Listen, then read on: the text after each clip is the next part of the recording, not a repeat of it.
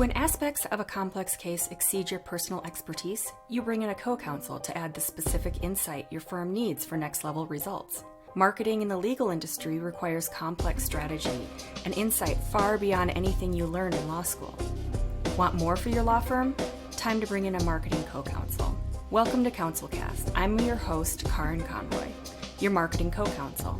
In every episode, I discuss marketing topics with experts who answer your questions and help your firm get more. Here's today's guest. Hey, and thanks for having me. So yeah, my background is interesting. I'm not an attorney. I never thought I'd work with attorneys. And I started my business back in 2004, really as a sales coach working with entrepreneurs. And in 2008, I got recruited into the legal space because of something called the recession. And when the recession hit, right, and then all these lawyers had heard my name from many entrepreneurs that I'd been working with and having some great results with, and they're like, hey, would you ever consider working with a lawyer? And I was like, I don't know. I guess I would. I've worked in 50 industries. I don't know why I haven't worked with legal. And sure enough, it just went swimmingly well. And then one lawyer became two, and then law firms, and then it just blew up. And within like 2 years, it became about 85% of my total business working with lawyers. And I just pushed my chips in. I said, look, this is an area of need. This is a calling. And this is an area where I can do some real good stuff in. So that's what was sort of my background. I've written 3 books. I've got a 4th coming out, and have this great podcast called Be That Lawyer. And it's all about helping lawyers to, learn business development, networking, things that are going to help them grow their law practices. So that's really my background. Well, Steve Fretzin, thank you for being here today. I really appreciate it. I've been a follower of your podcast, and we had a great conversation earlier. I think it was this year on your podcast. And it has been such an interesting journey to just kind of watch as an outsider, because I think you started last February, right? Yeah, it's been about a year and a half. And you've had how many episodes and guests on your own podcast? This may sound like a lot, and maybe it's because it is, but it's over 120 in a year and a half. So I'm not sure exactly how the math works out, but I'm doing 2 shows a week right now, and I'm already like 6 to 8 weeks ahead of already like taped episodes. So I'm just finding myself continually getting referred great people to interview like yourself, Karen, and it's been wonderful. That's awesome. So today we're going to talk about, and I think we can kind of pull this idea of your podcast and everything you've been doing there into this topic, but we're going to talk more about networking. And so our big question is, how has networking changed in the COVID era? And, it's really different, because I think when everyone typically thinks of networking, it's like the bougie cocktail hour, and everyone's kind of standing around with a plate and a cocktail and trying to rub elbows with the right people. And none of those things really apply when we've got COVID. So we have to be creative and find different pathways of figuring things out. But then there's also like kind of rules and ways of finding the right people. And so let's start with that. How has it changed in this COVID world we're in right now? Yeah, I mean, you said part of it in that, the conferences, the face-to-face indoor conferences, the dinners, the lunches, the things that were being done day to day by rainmakers around the world, country, that sort of has gone to the wayside. Now, what might replace that is outdoor activities, right? So, I've been taking walks with people actually, and having outdoor coffees and golf and things like that. So there has been some networking that has stayed similar, but the big flip has been the use of Zoom as a networking tool. So instead of having that 30-minute, 45-minute drive to go meet somebody, the 2-hour drag-out networking meeting, followed by that 45 minutes of shame drive home because you didn't get anything out of it, right? It could happen, right? Like that's half your day is shot, and you're like, oh my God, I hate networking. I never want to do it again. I'm not saying that happens to every lawyer, or it happened to me at the beginning, and I just remember just shaking my head. Especially at the beginning. Oh yeah, yeah. I'm remembering lots of like way in the beginning memories of that drive. Yeah. Wow. That Avon lady or that Amway salesman was really interesting, and you just want to then kill yourself. It's always those MLM salespeople too, isn't it? Yeah, not always, painful. But they're up a lot of times. And so now the idea that I can do a 30 or 45 minute Zoom, build some rapport, learn about somebody else. What are they trying to accomplish? How can I help them? How can I add value? see if there's some level of interest in reciprocation, what, defines a relationship in 30, 45 minutes on Zoom. And so I think there's a lot of people that kind of said, well, networking really isn't a thing anymore because we're not face to face and that's the only way to do it. Well, I'm still face to face with you, Karen. I mean, I'm looking at you, you're looking at me. So we're not shaking hands. So we're not, sharing a beverage. It still works and it's working super efficiently. So I would say the biggest takeaway or aha is that you could actually do twice as much networking now as you could have done a year and a half ago when you were forced to meet someone face to face. Now it can all be done virtually. So tell me how this is different for you than a sales call. Like from the beginning, how would you walk through a potential client versus a networking interaction versus where it's like a sales kind of interaction versus a networking interaction?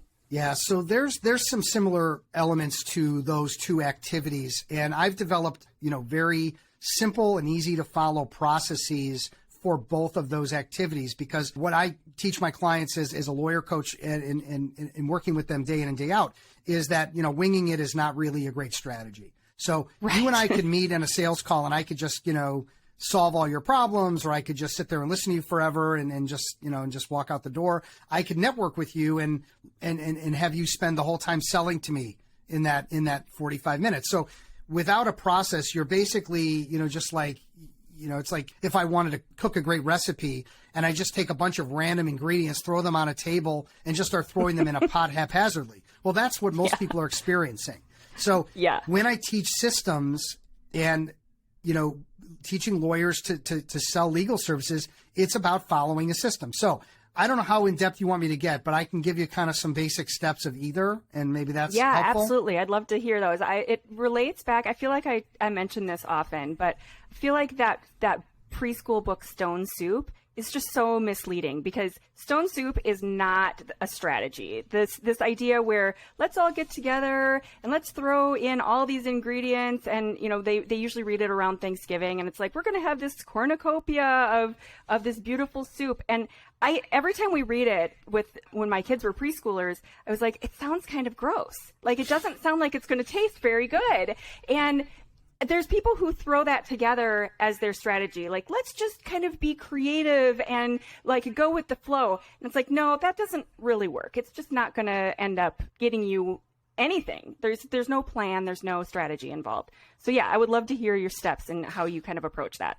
Sure. So let's start off with a prospective client meeting. So a lawyer is meeting with a general counsel, and there's some needs that have been identified. They were referred for a reason. Okay.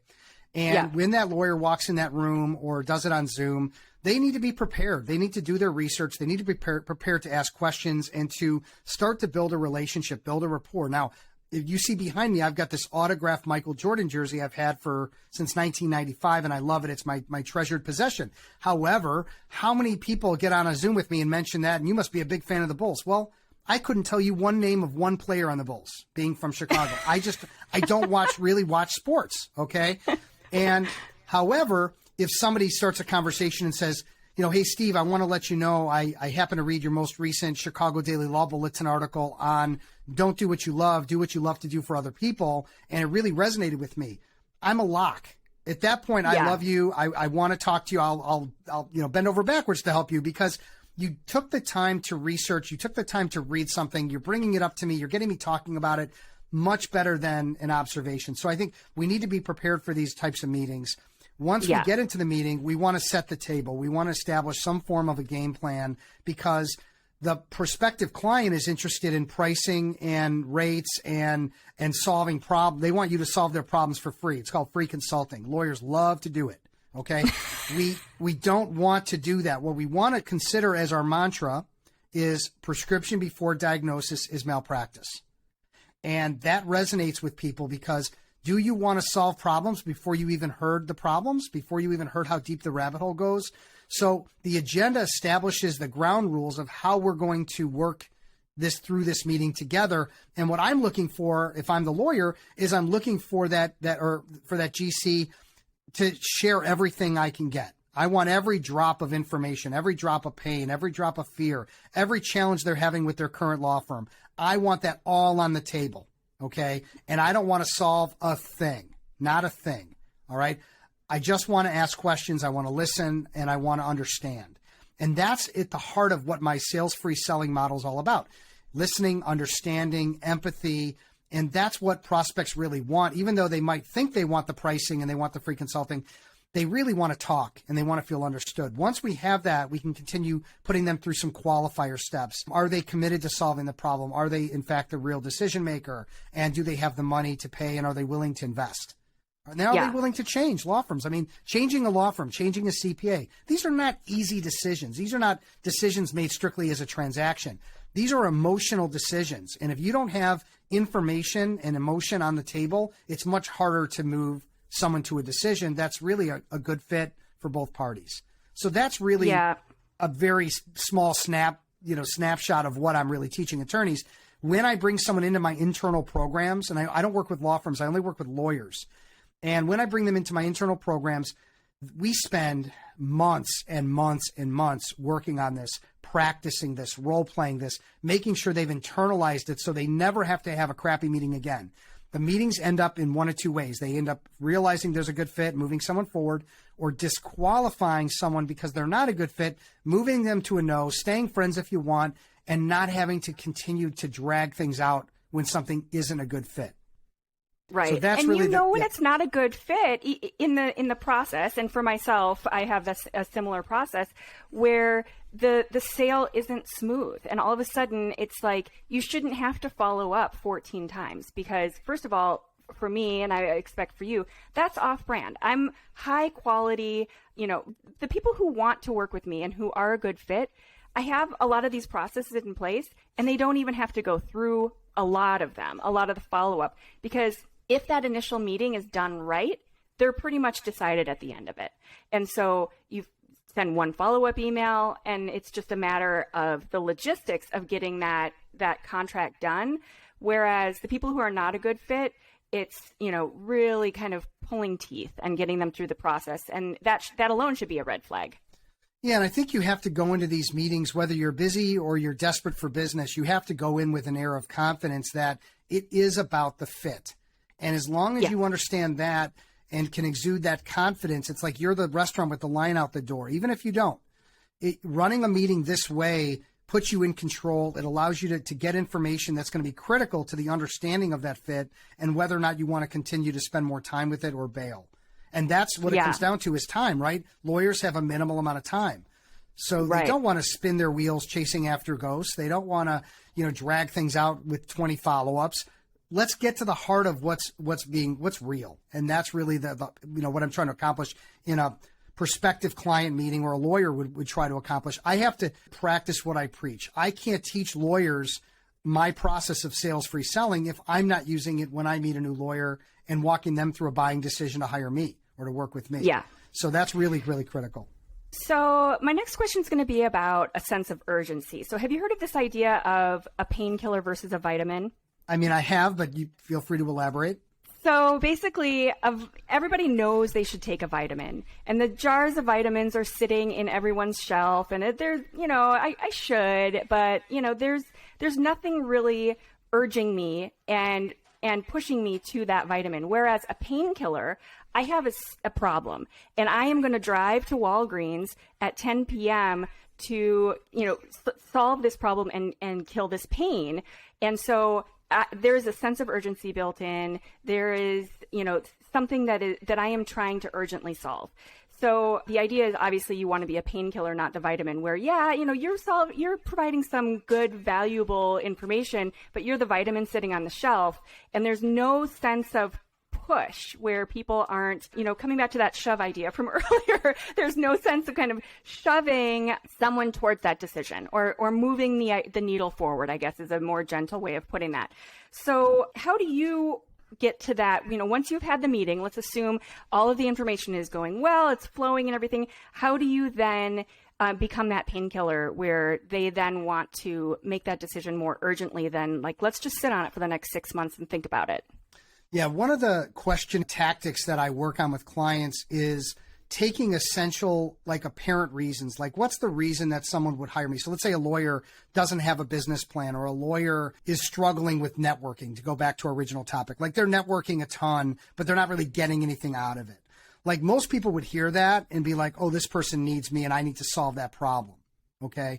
And what I teach lawyers is that's the very beginning of the questioning. So if somebody tells me that they feel like their networking isn't getting them anywhere, my go-to is, well, tell me more about that.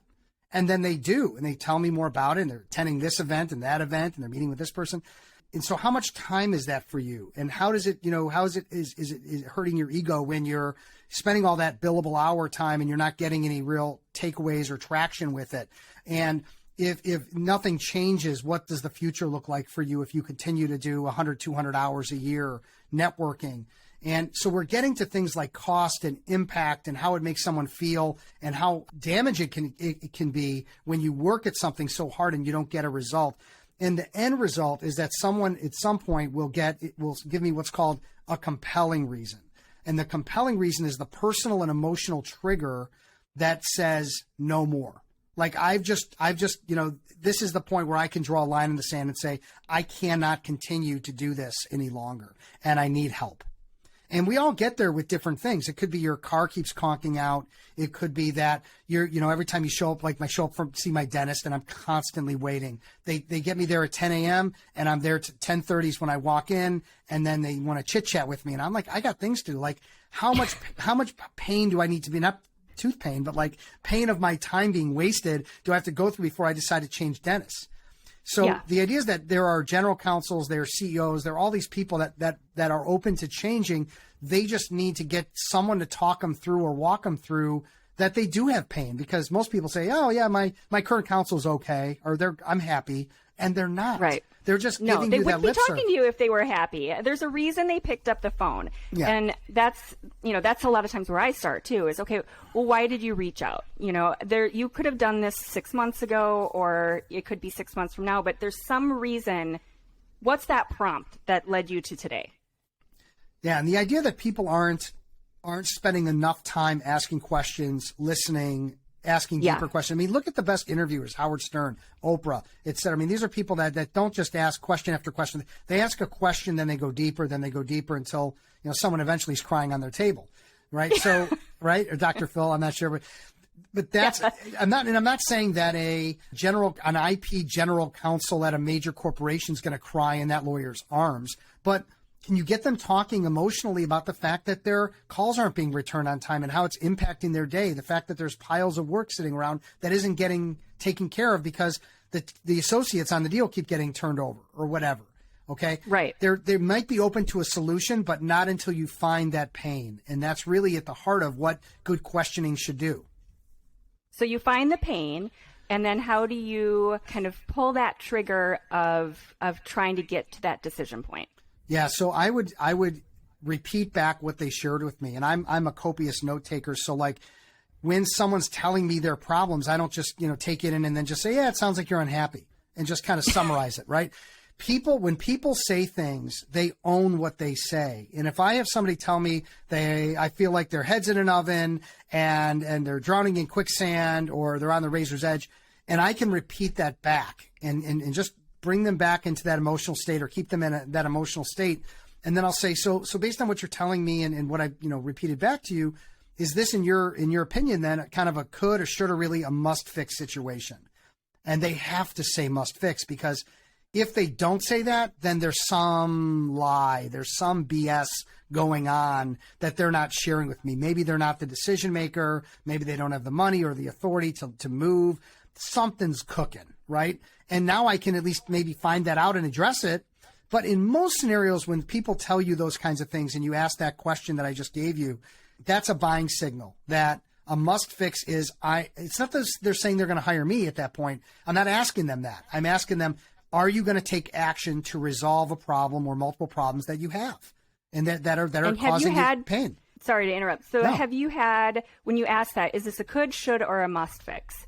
What happens if, well, first of all, has it happened where they say it's a could or a should? Yeah. And then what happens? And I think in my case, I've had that experience too. And it's pretty much what you said a minute ago. Oftentimes they're not the decision maker. It's, well, I have to go talk to Bob down the hall, or, something like that.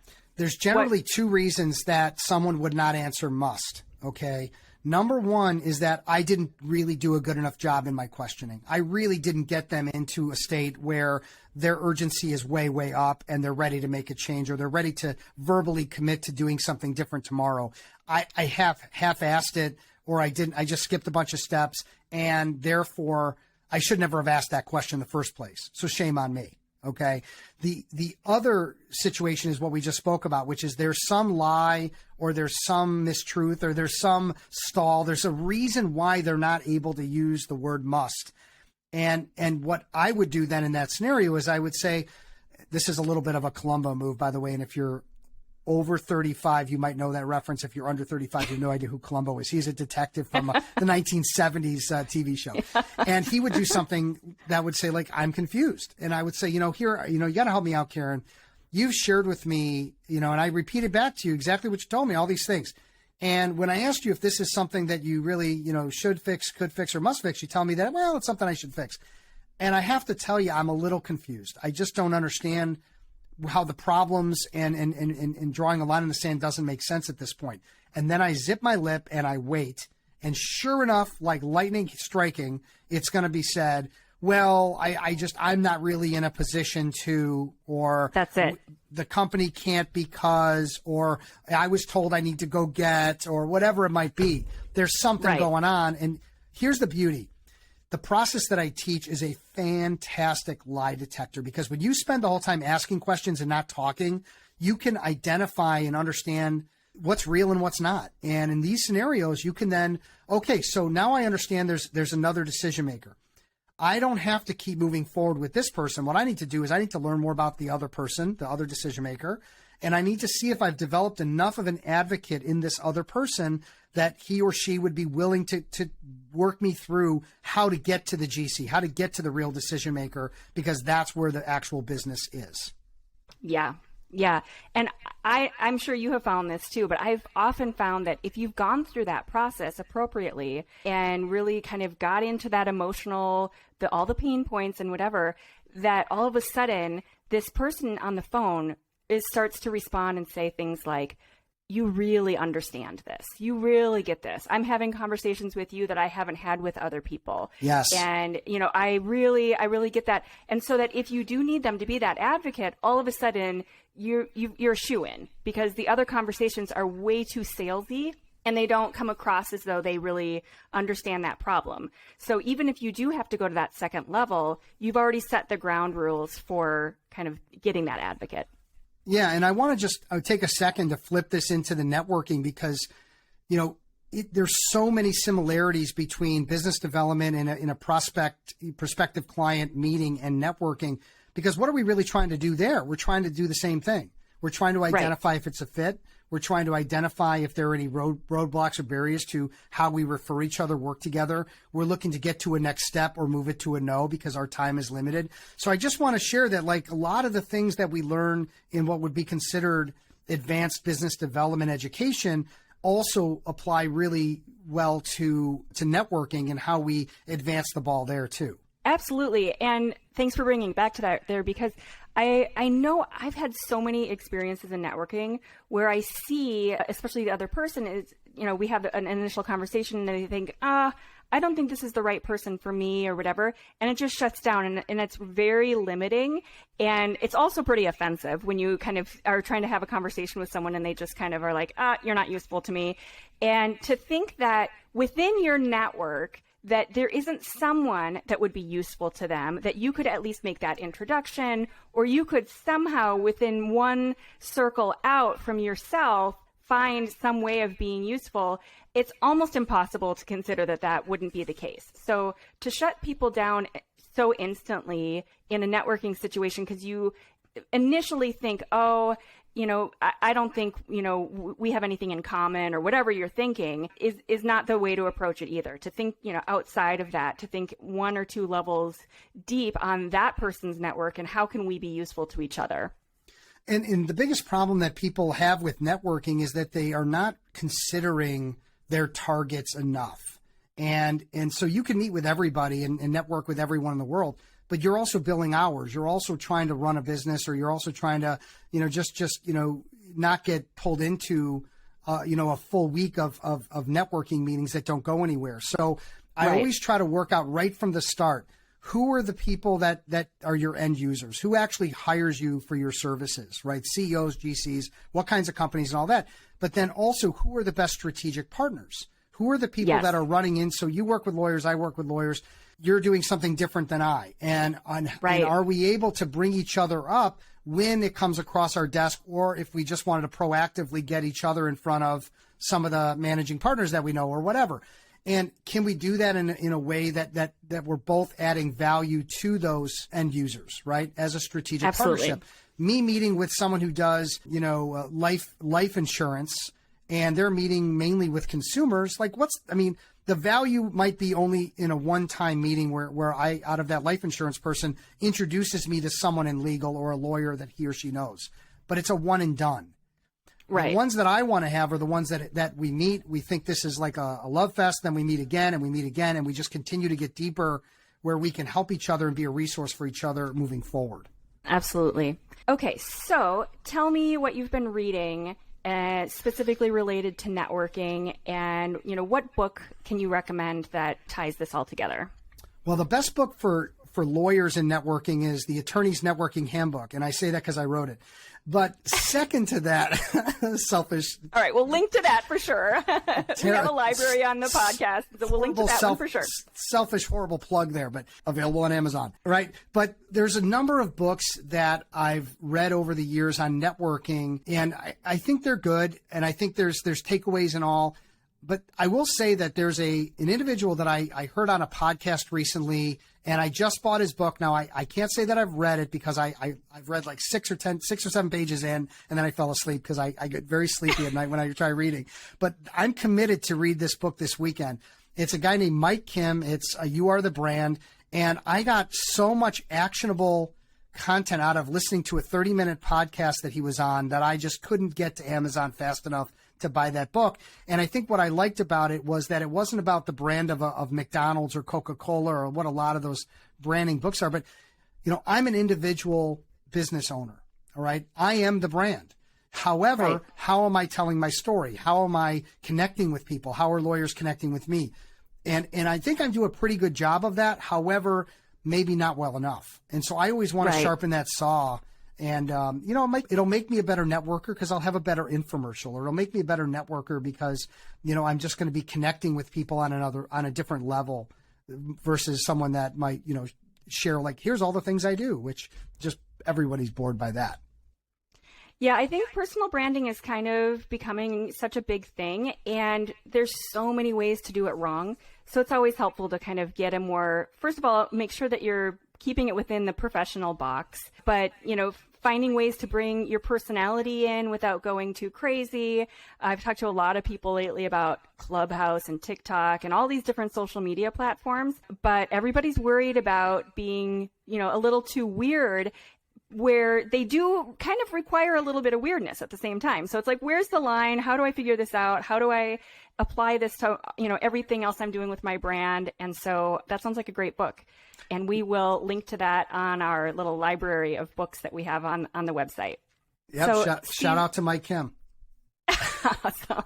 Well, thank you so much for being here. I feel like that was incredibly useful and helpful information. We will have a download with a lot of the tips and pointers that you offered throughout the show. It'll be offered on the website, giving all the resources and tips and suggestions about how to really do networking in an effective way, how networking is different from sales, and what we should be considering differently in this COVID world. So thanks again for being here, Steve. Thank you, Karen. Thank you for listening to this episode of the CounselCast podcast. I know that by implementing what you heard today, your law firm will achieve more.